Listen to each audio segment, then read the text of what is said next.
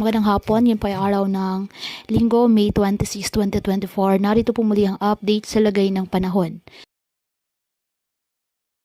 Lalo pang lumakas ang bagyong si Agon habang nasa kalupaan ng Quezon. Mga lugar na nasa signal number 2 ay nadagdagan pa. Huling namataan ang sentro ng bagyo sa may vicinity ng Sariaya, Quezon at ang lakas ng hangin na aabot sa 75 km per hour. Malapit sa sentro at pagbugsong 125 km per hour. Pumikilos northwestward sa bilis na 10 km per hour.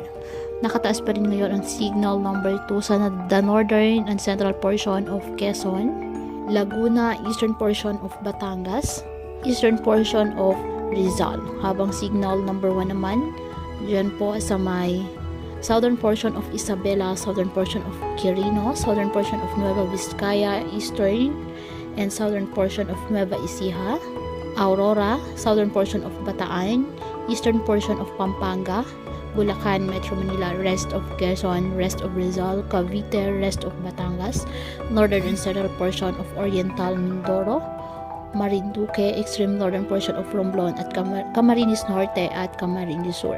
Sunod na 12 oras, ang bagyong Agon ay dadaan sa Calabarzon at Polillo Islands at inaasahan din ito na nasa dagat na muli sa Eastern Quezon o Aurora ngayong gabi o bukas ng umaga. Inaasahan na mapapanatili ng Agon ang kanyang tropical storm category habang dumadaan sa kalupaan, ngunit may tsansa din itong hihina at maging isang tropical depression dahil sa land interaction nito. Sa Lunes hanggang sa susunod na 5 araw, inaasahan na gagalaw na sa direksyon northwestward ang bagyong Agon habang lumalakas ito papalayo sa bansa. Inaasahan na itong lalakas bilang isang severe tropical storm ngayong Lunes. Posible din itong lalakas pa lalo biglang isang typhoon category sa loob ng Philippine Area of Responsibility, ngunit malayot na ito sa ating kalupaan. Araw asahan ng ulan dyan po sa Quezon. Ganon din po sa Aurora, silang bahagi ng Bulacan, Rizal, Laguna, Metro Manila at Camarines Norte.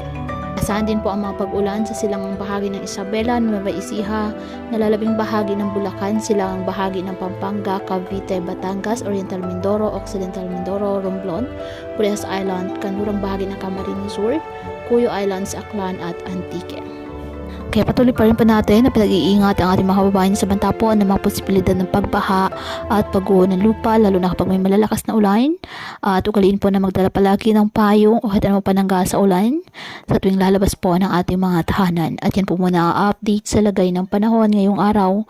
Muli patuloy po tayo na mag-ingat at palaging tandaan, God loves you. Stay safe and God bless.